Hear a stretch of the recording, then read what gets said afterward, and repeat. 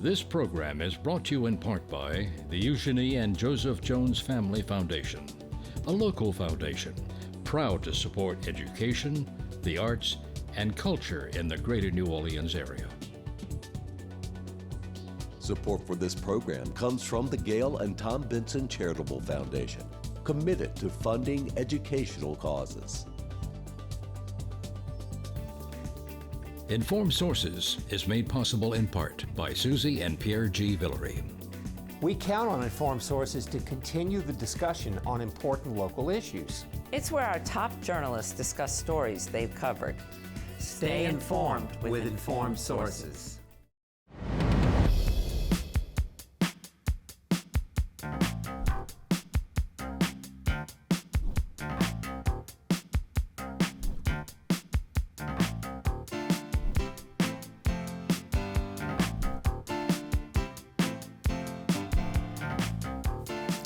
Hello, I'm Marcia Cavanaugh. Thanks so much for joining us. Well, there's a new mayor in town, a change which usually encourages new hope for the future. We will examine the changes and the expectations as well as possible racial implications. In Jefferson Parish, an extended fight over a brew pub continues to cause a political rift, but no new beer. We'll also discuss these stories as well as a continued court case over realigning congressional districts, and how Molly Marine is leading the charge for improving downtown public spaces. Joining us are tonight's Informed Sources, Errol Laborde, producer of Informed Sources, Don Ostrom, Channel 12's Future Watch reporter, Will Sutton, columnist, the Times-Picayune, the New Orleans Advocate, and Lara Nicholson, staff writer, the Times-Picayune, the New Orleans Advocate. And let's go on over to Eve first, because we had a big inauguration this week. Yeah. First of all, a fashion statement, as accustomed as I am to making fashion statements, okay? It used to be for years, anytime you inaugurated a mayor, first of all, the inauguration was held at Gallier Hall out in the front, and the new mayor always wore a white linen suit. And usually the inaugurations were in May, and so that figured, well, now that they're in January, I guess white linen suits don't work out that much. Plus, it's in a different location. It's an indoor location. I know Ray Nagin, when he was first inaugurated, was in the arena. I think that was the first time they may have broken away from Gallier Hall, but the Sanger was a different location. But I did notice that the day before, when they had the mass, the photo of Felina Marino, she was wearing a white suit at the mass. And so, but the next day, she kind of did whatever a new mayor wears. But anyway, it was a well-attended event. Anybody who went there, and I know Will might have a few observations, there were a lot of things to look for. One thing being Big Frida, who performed, former mayors Mark Morial and Mitch Landrieu, who were there, and there was a great picture in the paper, the two of them kind of joking around together. In the background is LaToya Cantrell, not having quite as much fun. And Sidney Bartholomew was there, too. Sidney Bartholomew. If you're looking for Ray Nagin, no luck, right? No. Okay. No. But to me, the big attraction was Trombone Shorty. Yeah. Okay. Who's there, who's playing Sunny Side of the Street. And I think that was the whole theme of everything. The new mayor, as all new mayors would do, gave a very optimistic speech about a greater New Orleans, and it's not the money, it's the people that we have, and today we're going to get busy. And in fact, that day, after the inauguration, they went to City Hall, and the new council had a meeting, and they started approving some appointments, and so they moved in quickly, putting a lot of priority on city streets and city improvements and permitting and all the kind of things they kind of get bogged down. And immediate action on a bunch of executive orders right away. Day one. Also, council was sworn in there at Chambers, too. And, they were not and sworn. the mayor made a point of visiting city council's first meeting of the new council.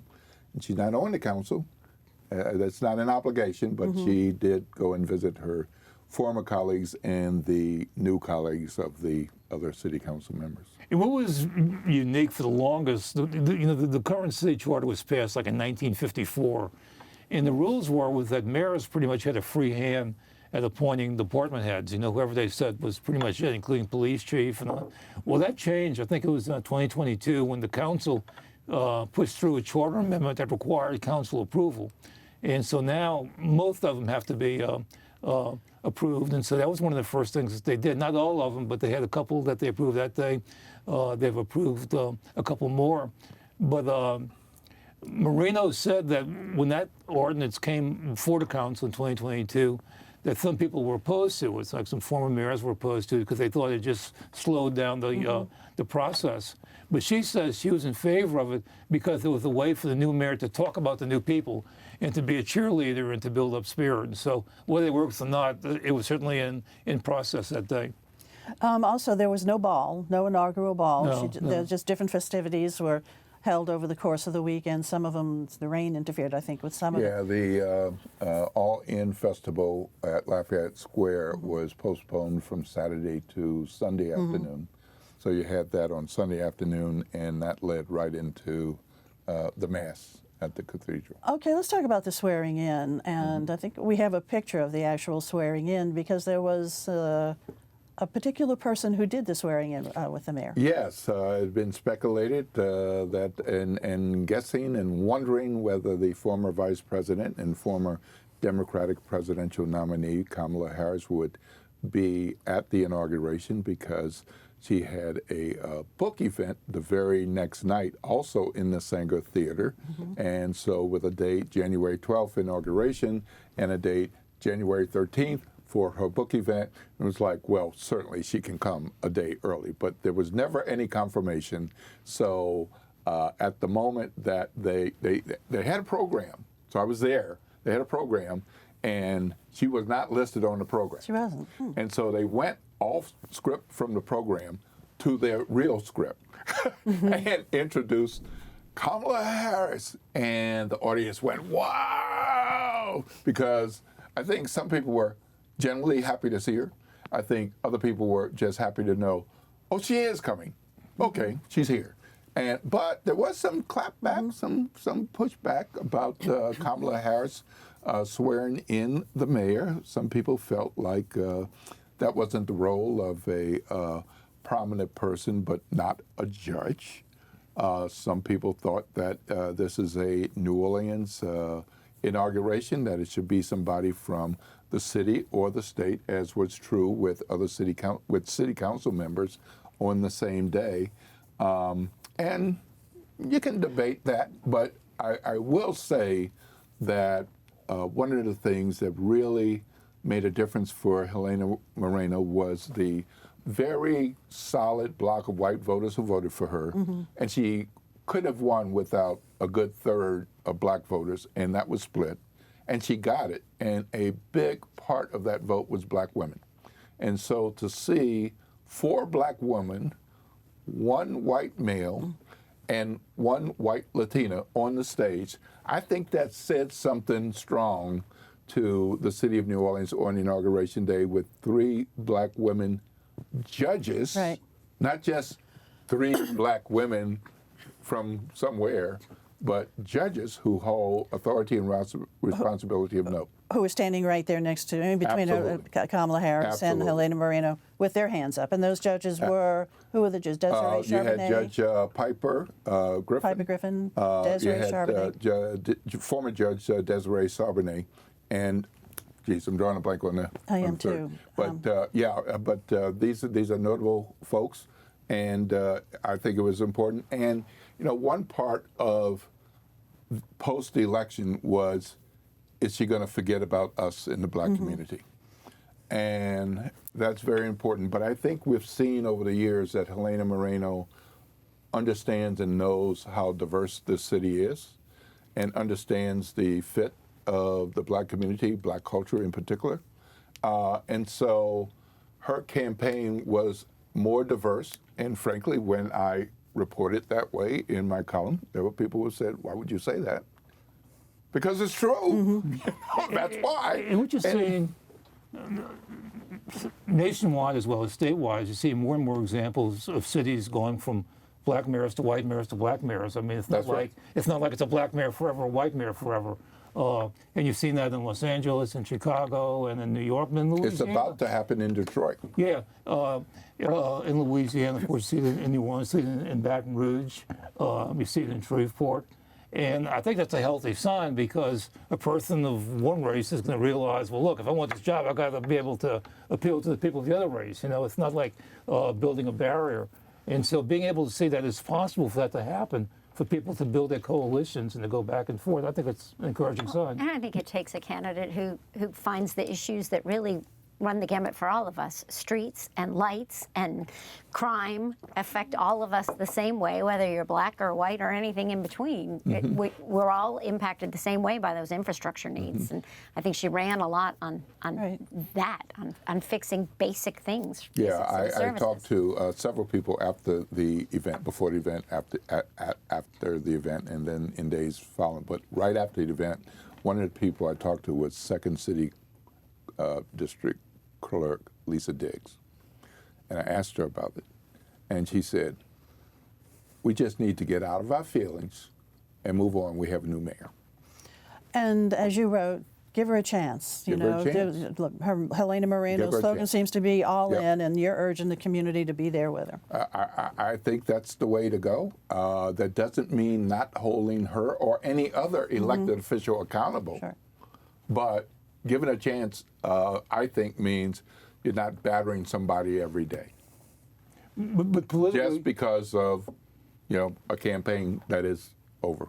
But accountability is certainly still there. Real quickie, but politically, the fact that she was a woman, that meant a lot, because women are such a powerful force now. And the Hispanic connection. Absolutely. To the two. And so that gave her like 2 pluses with the voters. Absolutely. All right. Well, she's got a big task before, and we wish her and the council all the luck. Yes. That's for sure. All right. Thanks a lot, Will. And you too, Ian. Lara, let's go on over to you. We're going to jump over now to Jefferson Parish, because there's been this ongoing controversy regarding a new building that's going up right there in the West Bank in Gretna by the Jefferson Court Complex. And this building is going to be housing a brew pub, and not everybody's on board with this, and there's even more opposition to it than had been in recent months, and you've been covering that. So why don't you tell us, what exactly is going on with that? Yeah, so this project has been in the works for a few years now. Basically, the goal is in Gretna, in downtown, you've got this empty surface parking lot, and it's been there for many years, and they, in the past couple years, they've come up with this new plan where they want to, on that space, build a 148 space parking garage, a tiny little green space park, and then build a commercial leasable brew pub on that property. And they want to use a mix of state funding to build the parking garage, which requires a local match from the parish. And so they've been saying for years, well, the way we'll do that is we'll take $10 million of parish funds and we'll build this commercial leasable brew pub, and that'll be the local match. And this local match idea was a big selling point, particularly after the Inspector General raised a lot of concerns and opposition about this project, and concerns about the commercial nature of the project. A public government getting into the brew pub business. Yeah. But more recently, it came out that in actuality, the state tells the parish, well, actually, no, you can't use a commercial brew pub to act as this local match. So now this $30 million complex of all of these different parish and state sources of funding is kind of all up in the air. And the the parish councilman over the area is now having to face a tough decision of how to move forward. And it's a new councilman then who had been in that seat when this whole deal was put together, right? So now it's Tim Kerner? Yes, so it's actually turned over a couple times, the parish council member over Gretna and over this project. I think it started when Ricky Template was probably at large or in the district seat, and then Marion Edwards, very briefly Joe Marino in an interim role, and now Tim Kerner Jr. Now, Jennifer Van Franken has been really very vocally opposed to this, and the Inspector General issued a report last year which really ruffled a few feathers regarding this as well. And now Tim Kerner is sort of saying, I don't know, maybe so we should give some second thought to this. Is he going to move ahead with trying to maybe get out of the contract with the brew pub? Yeah, so they have a couple of options of how they could move forward, and the one that Tim Kerner Jr. seems most interested in is saying, you know what, if we're not going to get the local match for this parking garage, let's just cancel the contracts and leases with Port Orleans Brewing, which is the company that was going to be the tenant of this brew pub. let's just cancel this and repurpose this building, which is already under construction, for public use.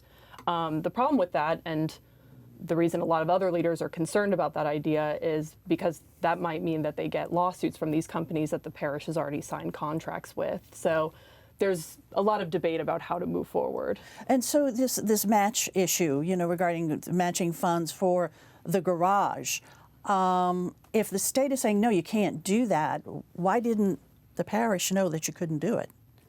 What happened there? Yeah, that's a really good question. So I've looked at documents, and I have documents dating back from 2023 that do say that the state had at least warned them of like, hey, we've never seen, a commercial building be used as this local match. We don't have precedent for this. We don't think it would be eligible. And that was back in 2023. And then, you have as recently as last fall them saying that too. The elected leaders who were for this brew pub say verbally that they had every indication from the state that this could move forward, and it was brought up multiple times in council meetings, and no one had corrected them. So it's not really clear to me. There's a bit of a pointing fingers game, and there's been so much turnover at every level of government. Right. I'm not really clear on where the this is all going on. So if that building was put to a public use, like we've heard Van Franken say, maybe a children's museum or something like that, would matching funds then be eligible for that parking garage? Yes. So that is technically one of the solutions. Is you would be able to then use this $10 million as the local match, and you would get all the state money for the parking garage. Okay, and I guess also a question out there, particularly for Jefferson Parish residents, because it's Jefferson Parish money that's gone into this.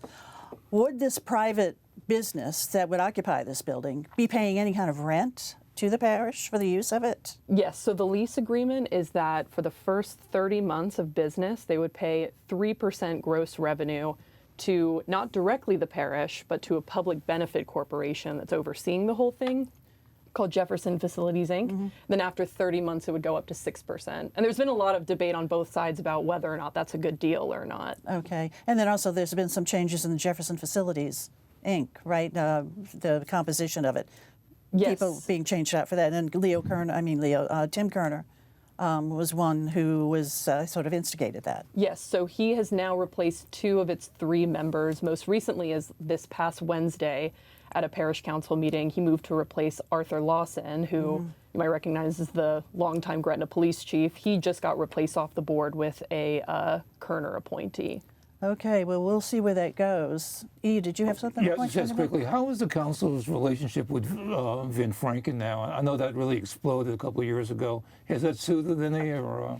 That's a really good question. I mean, so she actually just did her first council meeting as the parish chairman, and if you might remember, a year ago she was actually supposed to move into the chair role, but because of all the conflict happening on the council then, they decided not to make that move. So you have to take that as an indication that things have been better. And just as someone who's at every parish council meeting, you're not having these hour-long derailments anymore. So there's definitely signs pointing to things are at least calmer now on the council. Okay, all righty. Thanks a lot, Lara. I know you'll keep up with this for us to see what's actually going to happen over there.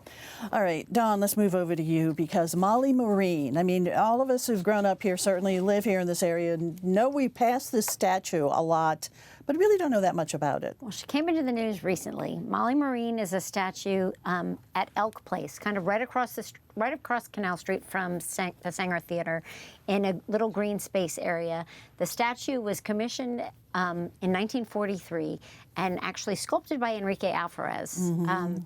And it was commissioned to help recruit women when they needed, in World War II, they needed women so that the men could fight. She's standing there, we have an image of her, standing there with binoculars and a book in her uniform. She was the first statue of a woman in uniform anywhere in the United States. There are now 2 replicas of her, one at Parris Island, where all of the Marine recruits go to train for boot camp, and one at Quantico, Virginia, where the officers are commissioned. And she was also done by Enrique Alvarez, who's one of the most famous artists in New Orleans. But she came into the news recently because the Downtown Development District has received a $100,000 payout from the state to improve Molly Marine Plaza with enhanced lighting and security to make it a more welcoming place. And the DDD says, Molly Marine pointing to the future is super important because she kind of stands as the entrance or the beacon for the biodistrict in New Orleans.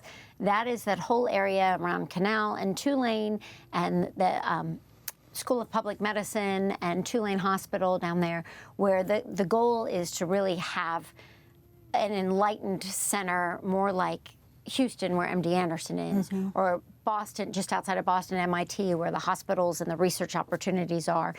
So this gateway to the biodistrict is getting some improvement where people feel more comfortable moving around. The real linchpin in the whole biodistrict turnover will be what happens with Charity Hospital and when that happens. Tulane is supposed to be redeveloping it. They are still in the development phase. They have signs all over the old Charity now that say that it's projected $7 million in new annual tax revenue once it's opened, with 2,460 permanent jobs around the state. Construction alone will be a $1.2 billion economic impact to the area, with 7,200 construction jobs. But that announcement, I was told by Seth Knudsen, the head of the DDD, that it looks like, he doesn't have anything specific, but it looks like something is on board to be happening soon with an announcement from Tulane about what's happening with Charity. It's 1 million square feet of space in that building. It will be a lot of research labs, a lot of opportunity for bioinnovation, take things from the lab into the commercial side. And that's really the goal for that whole area, like open it all up, create the new product here, or discover the new product here, and then also create it here and get it to market. With Molly Marine With Molly welcoming you in. Marine looking with her binoculars to the future of what could be. When I asked Mr. Knudsen, what do you see in that area in the next 10 years? He said, you know, as all of it develops, then you get all the other things that come with it, the bars, the restaurants, the places where people meet. He said one of their biggest issues now is just getting local people to come back downtown, local people to change their perception of what life is like in that area of downtown, from a crime perspective, from just a safety perspective, because just like all of New Orleans, it has experienced the downturn in crime over the last 3 years as well. So getting people back downtown to live, work, play, and see the real innovation that could happen in that part of New Orleans. And it is exciting, and it is a beautiful statue, beautiful statue. We have to move on right now so that we can get to Will include his segment in here, because it's real important information. Thanks, Don. But also what's really important is our congressional districts, and so you have a couple of minutes to talk about that. What's going to happen with it? I mean, we're waiting for a decision from the U.S. Supreme Court. U.S. Supreme Court, the Calais decision, everybody's been waiting to see if anyone else listened to the arguments before the Supreme Court, as I did. It became very clear that it's highly likely something is going to change with the Voting Rights Act. What that is, there's speculation. So many people thought this would this decision would drop in December to give not just the Louisiana state legislature time, but to give other state legislatures time to change districts of all kinds, not just congressional, but of all kinds. At this point, as every day and every week goes by, and I'm on various lists, and every week there's like, it could be this day. There's notice about it coming out, but it's getting too late. There's a Purcell decision from the Supreme Court from years ago that a lot of people may not remember, but that decision basically warns state legislatures not to change maps and confuse voters. There's far more to it than that. But some folks think, even Republicans think, that even that would not apply in this case, and therefore it would be too late for midterms. But it does not mean there couldn't be changes to local and state elections. So basically, I mean, right now it's looking like it would be too late for the legislature to go in and redraw that, well, any of the districts really, but certainly the one that was in question was the 6th. Right, and the Secretary of State did not support going into a special legislative session on redistricting. She did not. She said there's too many other things we have to do for me to do my job. But they did go back. They did move the elections, and we'll have closed primaries in the spring. But because, that's like you said, there was hope that the decision from the court would come down in December. Right. That came and went. Yep. And so it's looking less and less likely, but we still really don't know at this And point. none of us, advocate for either side or whatever, can tell the Supreme Court when to issue it, and it could be summer. Well, we shall see. And if it is as late as that, then all the districts remain the same Yeah. for the fall, Yeah. for the midterms. All right. Well, thanks a lot. All righty. Round table. Let's go to you. Well, moving toward the parade season, the Jefferson Parish Council has, over the past year, tightened up some of the laws governing parades. One is kind of mandating all riders have to have full face masks. Right? Not be smoking cigarettes or anything, but full face masks, unless you're a king or something like that. The other is that they've removed 3 parades from the schedule, mostly for financial reasons. Culinary Queens, Symphony, and the second Jefferson Parish Truck Parade. So it's going to be a bit tighter schedule, too. All righty. Don? Well, when you're watching college football on Monday night, there are no local teams and it's not a local game, but there will be a lot of local eyes on the college football playoff championship game Monday night, because in 2 short years, that championship game will be here. So watching to see how Miami does it, to see what we can do even better in 2 years. And you know we always can. Of All right. course. All right. Thanks a lot. Will? Yesterday was the actual Martin Luther King birthday. Of course, we observe it on January 19th. So throughout southern Louisiana, there are and will be Martin Luther King Day events in Algiers, in Kenner, Uptown, elsewhere in New Orleans, in St. Bernard, in Baton Rouge. But one of the ones I want to bring to everybody's attention is a free scholarship brunch in Baton Rouge at 10 a.m. Monday. And I'm bringing it to your attention because Janae Nelson, who is the guest speaker, is the woman who argued the Calais case before the Supreme Court. Interesting. And so she will be here as we continue to wait For that decision for to their come decision. down. And All right. I'm sure she'll have something to say. I bet she will. Thanks a lot, Will. Lara, over to you. So as a reporter covering Jefferson Parish full-time, a lot of my focus this past month has been in Kenner and Metairie for ongoing Border Patrol deployment in the New Orleans area. So right now I've been putting a lot of my attention toward where Border Patrol is at right now. You know, there are reports that they're moving to Minneapolis, and I've got more coverage of that coming this weekend, so be on the lookout. We'll be looking for that. All right, guys, thanks a lot for being here. Judge Paula Brown, Louisiana Court Oh, good. I'm Circuit glad Court of we got that. Appeals. Thank you. That's Thank what it you. was. All right, guys, thanks for being here. Thank you all for watching. We will see you again next week for Informed Sources. Have a good evening.